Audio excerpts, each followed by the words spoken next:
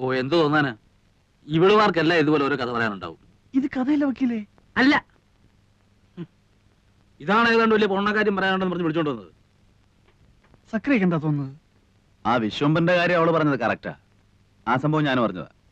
ഏതാണ്ട് ഇതുപോലൊക്കെ തന്നെയായിരുന്നു. ആ കുട്ടി പറഞ്ഞത് മുഴുവൻ നേരാണെന്നേ. സക്രിയ അവളോടൊന്ന് സംസാരിച്ചു നോക്ക്, അപ്പൊ ഞാൻ പറഞ്ഞ ബോധ്യാവും. എനിക്ക് ഈ വർഗത്തിന്റെ കരച്ചിലും ബീച്ചിലും കാണാൻ മഹാ എതക്കേടാ. പിന്നെ അവള് പറഞ്ഞതിൽ കുറെ നേരുണ്ടെങ്കിൽ തന്നെ നമുക്കിപ്പോ എന്ത് ചെയ്യാനൊക്കും? എനിക്ക് വയ്യ തല്ലുകൊള്ളാൻ, അതും അന്യനാട്ടി വന്നു കിടന്നു. നീ നിന്റെ കാര്യം നോക്ക് ഹിലാലെ, വെറുതെ ബാക്കിയുള്ളവരെ കൂടെ പുലിവാലി പിടിപ്പിക്കാതെ.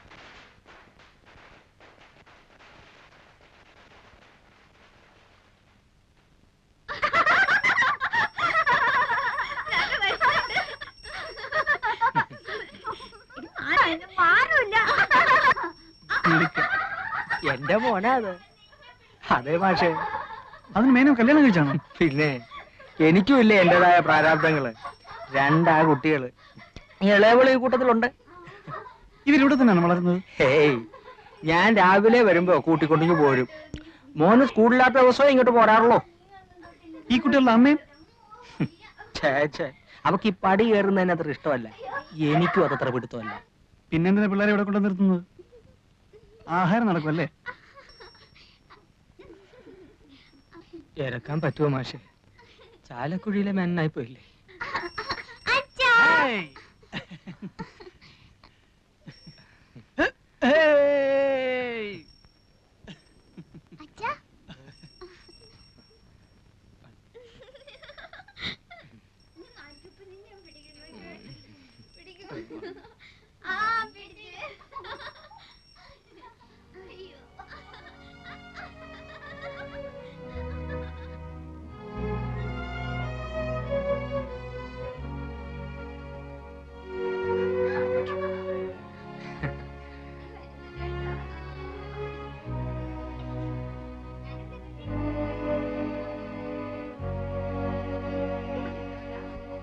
കണ്ടോ, ഈ പണ്ടാരം കാരണം കഴിഞ്ഞ ഒരാഴ്ചയായിട്ട് ഇവിടെ ഒരാൾക്കും സ്വൈര്യം ഇല്ലാണ്ടായിരുന്നു.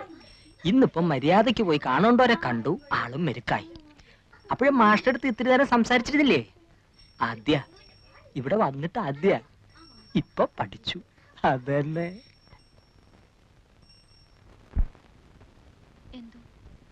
എനിക്കെന്തോ വിശ്വാസം വരുന്നില്ല. എന്റെ വാക്ക് കേട്ടിട്ട് നീ മനസ്സ് മാറ്റണ്ട. ആണായിട്ട് ഒരാളെയും വിശ്വസിക്കാൻ പേടിക്കുന്ന ഒരു മനസ്സാ എന്റേത്. അതുകൊണ്ട് ഞാൻ പറയുന്നത് നീ അതുപടി എടുക്കണമെന്നില്ല. ആ മനുഷ്യൻ പറഞ്ഞത് കേട്ടപ്പോ എങ്ങനെയോ എനിക്ക് അയാളെ കുറച്ചൊക്കെ വിശ്വസിക്കാന്ന് തോന്നി. പക്ഷെ ഇതും പറഞ്ഞതിനെ പറ്റിക്കാൻ ഞാൻ അത്ര പൊട്ടിയൊന്നുമല്ല. ഇവിടെയുണ്ട്. എവിടെ പടക്കും, എവിടെ പടക്കത്തിന്റെ പൈസ? വൈകുന്നേരം പടക്കം കിട്ടിയാ പോരെ? വൈകുന്നേരല്ലേ വിഷു. പറ്റില്ല, പൈസ തന്നാ മതി, ഞങ്ങൾ വാങ്ങിച്ചോളാം.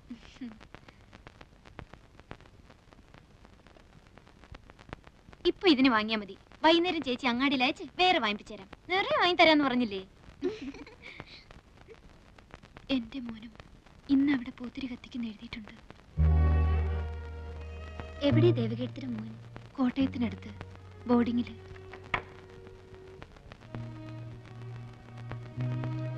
ദേ, ഇതാണ് എന്റെ മോൻ. മിടുക്കനാ പഠിക്കാൻ. ക്ലാസ്സിലെ ബെസ്റ്റ് സ്റ്റുഡന്റ് ആണ്. എവിടെയാ കുട്ടിയുടെ അച്ഛൻ?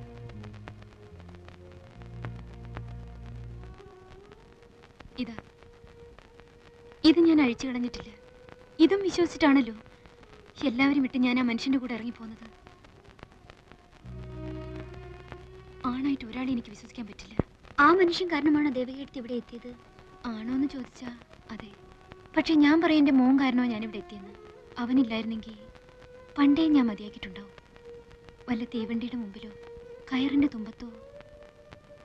ഞങ്ങൾക്ക് ആർക്കും ഇവിടെ രക്ഷപ്പെടണമെന്ന് തോന്നാറില്ല. ആകെയുള്ള രക്ഷ ഒരുപക്ഷെ ഇതായിരിക്കും. അതുകൊണ്ട് നിനക്ക് അങ്ങനെയല്ല, ഒന്നും നഷ്ടപ്പെട്ടിട്ടില്ലാത്തോളാം നീയെ. എങ്ങനെയെങ്കിലും നിനക്കിവിടെ ചാടാൻ കഴിഞ്ഞാൽ അതിലേറ്റവും സന്തോഷിക്കുന്നത് ഞാനും ആ പൊട്ടിപ്പെണ്ണൊക്കെ ആയിരിക്കും.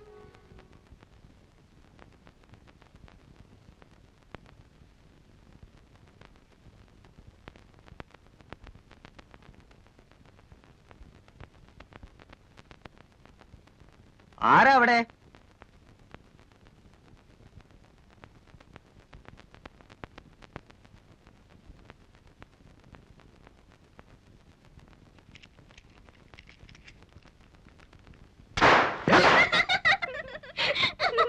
എടാടാ എങ്കി പിന്നെ ആ ചങ്ങായിന്റെ മൂട്ടിലൊന്ന് പൊടിച്ചോടാ.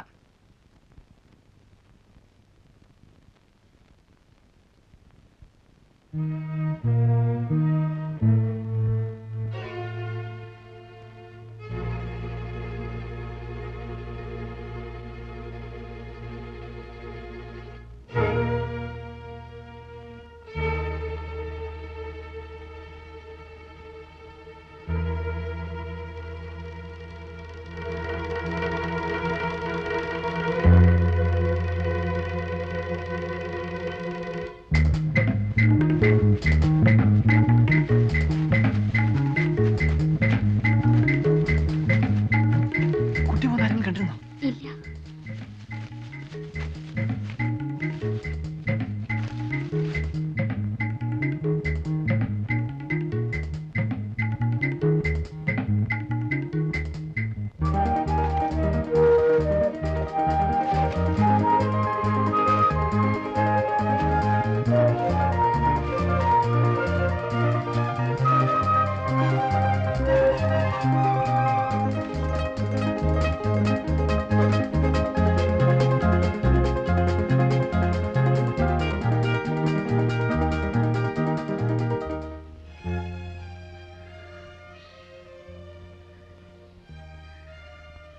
അക്കരെ എത്തിച്ചെന്നാ മതിയല്ലോ.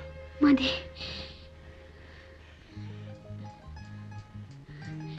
എനിക്കെന്ത് തരും? വീട്ടിൽ പോയിട്ട് വാപ്പയും ഉമ്മയായിട്ട് ആലോചിച്ചതിന് ശേഷം ഞാൻ വരും. അപ്പൊ ഒരു മറുപടി പറഞ്ഞാൽ മതി. ഉമ്മ പറയുന്ന പോലെ നടക്കൂ. ഉമ്മയും ഞാനും ഫ്രണ്ട്സിനെ പോലെയാ. വാപ്പയുടെ സമാധാനത്തിന് വേണ്ടിയിട്ട് ചിലപ്പോ ആമിനാന്നോ ഐഷാന്നോ പേരൊന്ന് മാറ്റേണ്ടി വന്നാല് വിരോധം ഉണ്ടാവില്ലല്ലോ. ഗൗരിക്കുട്ടിക്ക് വേണമെന്നുണ്ടെങ്കിൽ രഹസ്യമായിട്ട് ഞാൻ അങ്ങോട്ട് പേര് മാറ്റാം. വരൂ.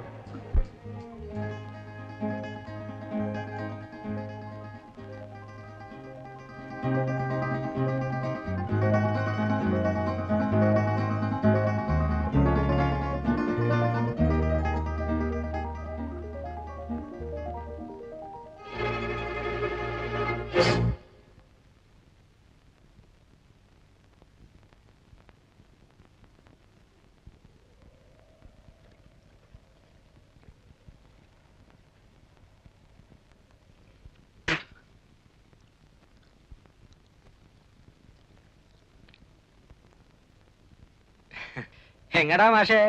ഞങ്ങളിതാ പുഴയൊക്കെ ഒന്ന് കാണാൻ വേണ്ടിട്ട്. അതിനിത്ര ചുറ്റി വളഞ്ഞു വരേണ്ട കാര്യമില്ലല്ലോ. ഇതാ അവിടെ നിന്ന് ഇങ്ങനെ ഇറങ്ങിയ പുഴയായില്ലേ?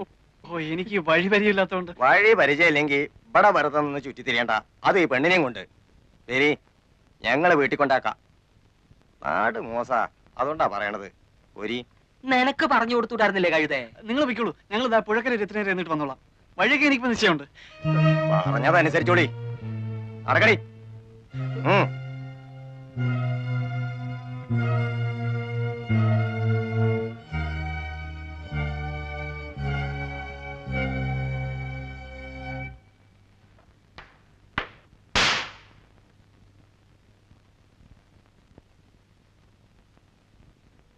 എന്താ മേന്നെ ഉറക്കമെന്ന് വെച്ചാൽ ഉറക്കം തന്നെയാ? മേന്നെ, ഏയ് എന്തുറക്കമാണപ്പോ ഇത്? അല്ല നാരായണു, ഇരിക്കുക ഇരിക്കുക. കൊറേ ആയല്ലോ, വിശേഷമൊന്നുമില്ലല്ലോ. എന്ത് വിശേഷം? അങ്ങനെ അങ്ങ് കഴിയുന്നു, കുടിച്ചും കുടിക്കാതെ. പണിക്കർക്ക് അസുഖമൊന്നുമില്ലല്ലോ? അസുഖേ പണിക്കർക്ക്? ഞാനിങ്ങോട്ട് പോരുമ്പോ ആനകളെ കുളിപ്പിക്കുന്നത് നോക്കാൻ പോണു. മൂപ്പരും കൂടും ആനയെ തേക്കാനും പിടിക്കാനും ഒക്കെ. ആഹാ, അവർക്കൊക്കെ എങ്ങനെ അസുഖം വരാനാ മേന്നെ? ആഹാരവും തേച്ചുകുളി എല്ലാം ഇപ്പോഴും കൃത്യമല്ലേ? അതുകൊണ്ട് എന്താ, മനസ്സ് 16 വയസ്സല്ലേ ഇപ്പോഴും? നമ്മളൊക്കെ ഒരു പ്രായ പറഞ്ഞിട്ട് എന്താ? അല്ലെങ്കിൽ തന്നെ മഹാഭാഗ്യവാനല്ലേ പണിക്കര്? മൂപ്പരുടെ ഭാഗ്യം ഇപ്പം നമുക്ക് ഭാഗ്യക്കാരായിട്ടാ തീർന്നിരിക്കുന്നത്. അതെന്താ നാരായണ താൻ അങ്ങനെ പറയുന്നത്? അങ്ങനെ പറയാൻ പാടുണ്ടോ? എന്നല്ല പറഞ്ഞത്, ഓരോ ജോലികൾ വന്ന് വീഴുന്നത് കാണുമ്പോ. ആ മകളെടുത്ത് ഒന്നിങ്ങോട്ട് വന്നി.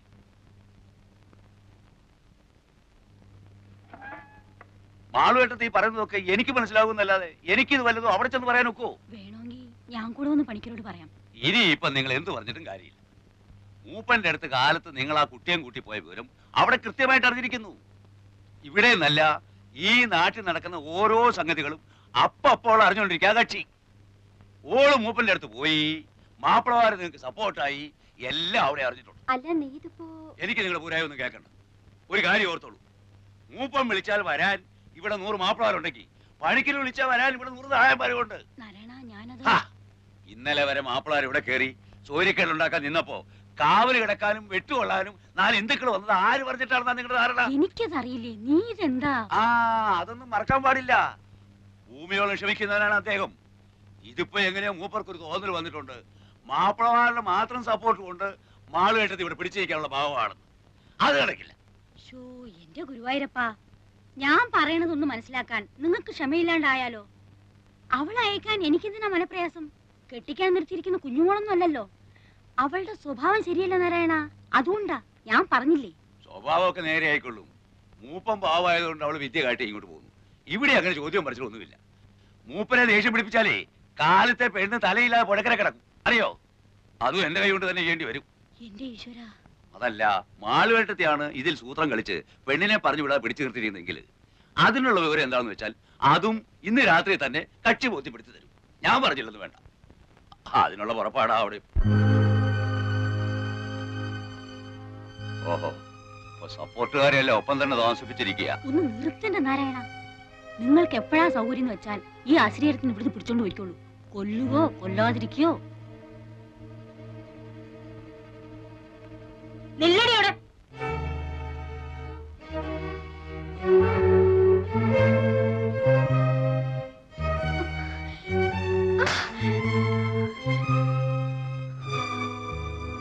സാമർത്ഥ്യം കാട്ടുക. അല്ല, ഞാൻ പറഞ്ഞോണ്ടാ കുട്ടി. മോനോടൊന്നും ചോദിച്ചില്ല, ഇപ്പൊ ഇവിടെ ഒന്നും പറയുകയും വേണ്ട. നടക്കടി. നാരായണൻ ഇരിക്കെ.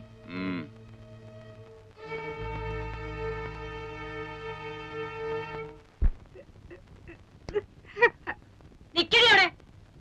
ഗൗരിക്കുട്ടി, ചാടിപ്പോവാൻ നോക്കുകയായിരുന്നു. ആയിരുന്നെങ്കിൽ പറയുന്നു. ഈ വളപ്പിനുള്ളിൽ ഒരാൾ എന്നോട് ഇന്ന് വരെ ഒരു അക്ഷരം ഓർത്ത് പറഞ്ഞിട്ടില്ല, അറിയോ നോക്ക്? നന്ദി കേട്ടവളി.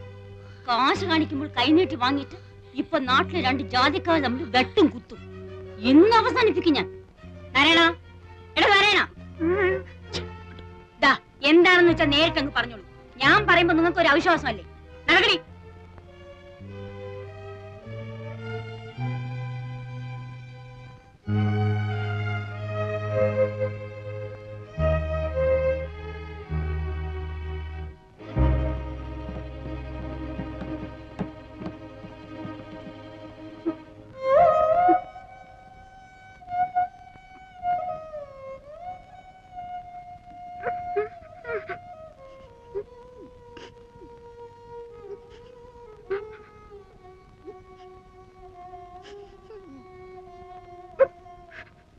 ഒൻപത് മണിക്ക് ഞാൻ കാറ് കൊണ്ടുവരും.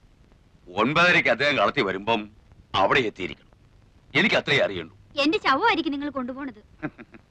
അത് പണിക്കര് പറഞ്ഞാല് ഇല്ലേ, ഞാൻ കുറ്റം പറയുന്നില്ല. ഇപ്പോഴൊക്കെ അല്ലേ ഇത്തിരി ഡിമാൻഡ് കാട്ടാൻ ഒക്കൂ, അല്ലേ? 4 ദിവസം കഴിയുമ്പോ എന്ത് പറയും? ഞാൻ ഇറങ്ങുന്ന മാളുവേട്ടത്തി, പോയിട്ട് വരാം. വരികയോ കൊണ്ടുപോകുകയോ ഒക്കെ തന്റെ കാര്യ. അത് എങ്ങനെയാ ശരിയെന്ന് തോന്നുന്നു അങ്ങനെ ചെയ്തോളുക. പിന്നെ എന്നെ കുറ്റം പറയാനും നായന്മാരെ കൂട്ടാനും ഒന്നും നിന്നേക്കരുതെന്ന് പണിക്കരോട് പറഞ്ഞേക്കണം.